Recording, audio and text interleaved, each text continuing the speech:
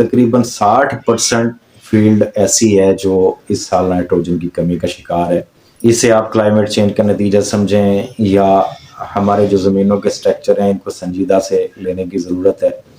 चलें ये एक अलग मामला आते हैं, लेकिन फसल की इस हालत में ज़रूर है कि 60-70 दिन की 75 दिन की होने पर भी जब हम फील्ड के अंदर खड़े होते हैं तो हमें नीचे ज़मीन नज़र आती है। शगुफ़ा साजी बेहतर नहीं हुई, कलर बेहतर नहीं है, कद बेहतर नहीं है, हार्डनेस नज़र आती है, वक़्त से पहले मैच्योरिटी की तरफ जा रही है और कई मामलात हैं। इस तरह की सिचुएशन में गोब के बाद के मराहल हैं वो इस फसल के लिए परेशान कौन है। एक अच्छी एवरेज नहीं आ सकती और उसके बाद बड़ा चैलेंज ओवर टेम्परेचर है। ये तमाम मराहल अगर 30 टेम्परेचर के नीचे होते हैं तो ठीक है, अगर 30 के ऊपर टेम्परेचर जाता है तो फिर बहुत सारे मसाइल खड़े हो जाते हैं। तजुर्बात गवाह हैं कि हीट वेव के दौरान जो फसलें ज़्यादा जल्दी पकाई की तरफ चली जाती हैं उनकी एवरेज कम होती है। जो हीट वेव का मुकाबला करती हैं, लड़ती हैं और देर से पकती हैं, उनकी एवरेज अच्छी आती है। जो फसल के हालात हम देख रहे हैं ये ऐसे हैं कि पहले दिन जब हीट वेव चलेगी तो मेरे ख्याल 2-3 दिन के अंदर ये पकाई की तरफ आ जाएगी। अब चैलेंज ये है कि हमने अपनी फसल को ग्रोथ के एतबार से बेहतर करना है ताकि इन तमाम चैलेंजेस से मुकाबला कर सके। जो बूटिंग स्टेज है वहाँ से डव स्टेज तक, यानी सिटा निकलने से दाना सख्त होने तक की जो टाइम है ये बड़ा अहम टाइम है। इसके लिए अच्छा प्लान क्या हो सकता है? एक तो हमने पानी एक के बजाय 2 लगाने हैं, एक बूटिंग स्टेज पे, एक मिल्किंग स्टेज पे। दूसरे नंबर पे हमें खादों का इस्तेमाल करना पड़ेगा। ज़्यादा फोकस करें फॉलियर पे। 2 तगड़े प्लान फॉलियर फर्टिलाइज़र के दें। फंगल और पेस्ट मैनेजमेंट जो तेले के लिए और बीमारियों के लिए मैनेजमेंट है वो करें। पहले पानी में जो गोब की हालत पे देना है लसानी 11/60 किलो और कैन ग्वारा 25 किलो। यहाँ पे जो लसानी इस्तेमाल किया जा रहा है इसमें 11% नाइट्रोजन, 11% फास्फोरस और 22% पोटाश है। इसके अलावा 50% मल्टी माइक्रो न्यूट्रंस जिनमें अच्छी क्वांटिटी में सल्फर है, जिंक है और बोरान है। ये ऐसे एलिमेंट हैं जो यहाँ पे इंतहाई ज़रूरी हैं स्टेज के एतबार से भी और फसल की मौजूदा कमज़ोर हालत के एतबार से भी। इसलिए आप ये डालें। अगर ये नहीं डालते हैं तो फिर आम सादा जो आप सल्फेट ऑफ पोटाश डालते हैं उसके बजाय आप नाइट्रो पोटाश की तरफ आए, वो ज़्यादा अच्छा ऑप्शन होगा।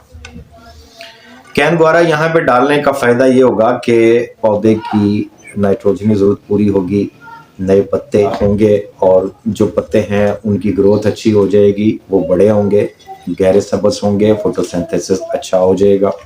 यहाँ पे सल्फर, जिंक और बोरान इंतहाई अहम किरदार अदा करते हैं। नाइट्रोजन को जज़ब करवाने में अच्छा रोल होगा, फोटोसिंथेसिस के लिए अच्छा रोल होगा और पौधे की हरियाली के लिए अच्छा रोल होगा। जो ग्रोथ बाकी है पौधे की या कमज़ोर है पौधा उसको रिपेयर करने में बड़ा अच्छा रोल होगा। तो इसलिए ये एप्लीकेशन बहुत अच्छी रहेगी। दूसरा पानी जो हमें मिल्किंग स्टेज पे लगाना है वो खाली लगाना है, उसमें कोई खाद नहीं डालेंगे क्योंकि आगे पौधे के पास टाइम पीरियड बहुत कम है। खाली पानी का किरदार ये होगा कि हम ज़ाती अपने तजुर्बात की बात करें तो वहाँ पे अगर एक पानी लगाया जाए तो वो 5 दिन के लिए पौधे की लाइफ को बढ़ा देता है। यानी 5 दिन तक पौधा हमारा एक्स्ट्रा हरी हालत में रह सकता है जो हीट वेव का मुकाबला कर लेगा और ज़्यादा से ज़्यादा दाने की भराई के लिए टाइम मिल जाएगा। इसलिए पानी ज़रूर लगाएं। अगर वहाँ पे पानी नहीं लगाएंगे तो फसल जल्दी पकाई की तरफ जाएगी। ख़ास तौर पे मैरा और सैंडी सॉइल वाले जो रेतीले रकबे हैं वहाँ पे ये इंतहाई ज़रूरी होता है। इसके बाद फॉलियर प्लान हमारा पानी लगने के तकरीबन 5 दिन के बाद शुरू होगा। इसमें सबसे पहले हमने फोकस करना है तेले को। अगर तेला नज़र आ रहा है तो फिर अमीडाक्लोपिड या थायोमेथाक्सम, इसके साथ में डाइफिनोकोनाजोल या प्रोपिकोनाजोल, दोनों में से कोई एक स्प्रे मिला के स्प्रे करवा दें।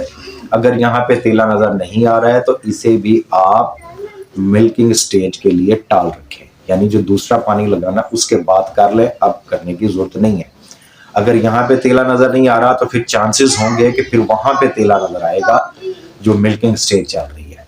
तो जब नज़र आए तभी स्प्रे करना चाहिए। प्रिवेंटली कोई इसमें कंसेप्ट नहीं होता, ये वेजिटेबल नहीं है, ये क्रॉपिंग है।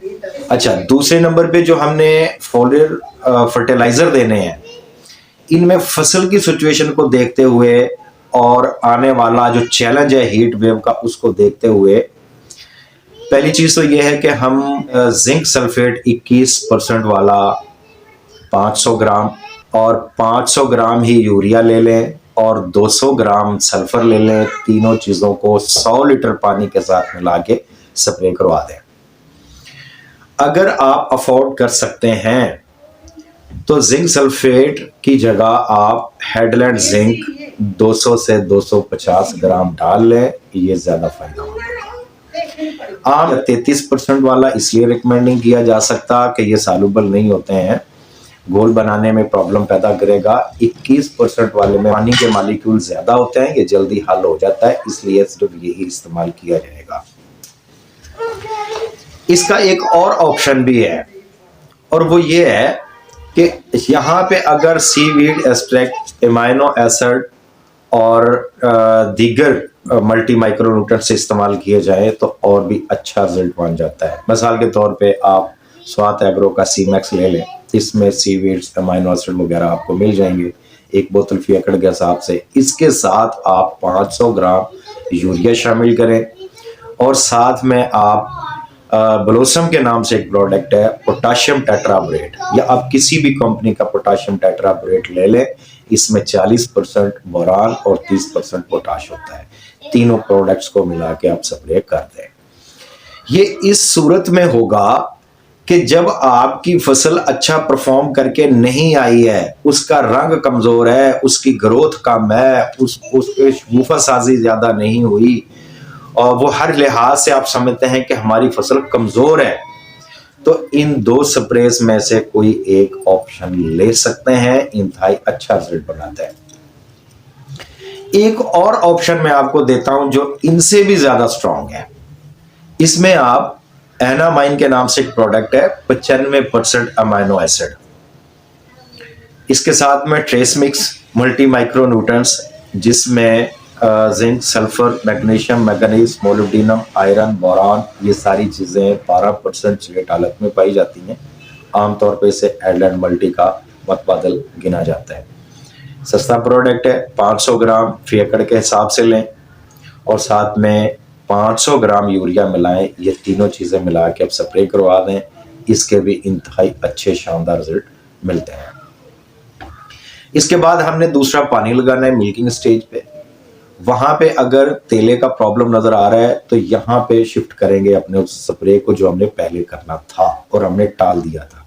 यहाँ पे फिर वो तेले के लिए स्प्रे करवा दें। अब इसके फौरी बाद यानी पानी के 4-5 दिन के बाद आपने फिर एक स्ट्रॉन्ग एप्लीकेशन लेनी है फोलियर फर्टिलाइजर की। यहाँ भी आप एनामाइन 95% अमाइनो एसिड, इसके साथ में मल्टी माइक्रोन्यूट्रिएंट्स स्ट्रेट हालत का लें और साथ में पीजीआर के तौर पे आप हेमारॉन इस्तेमाल करें या आप यहाँ पे जिब्रेक्स इस्तेमाल कर सकते हैं 10 ग्राम। यहाँ पे ये एप्लीकेशन इसलिए ली जा रही है, एक तो पानी लगा, इससे पौधे की चंद दिन की लाइफ बढ़ेगी।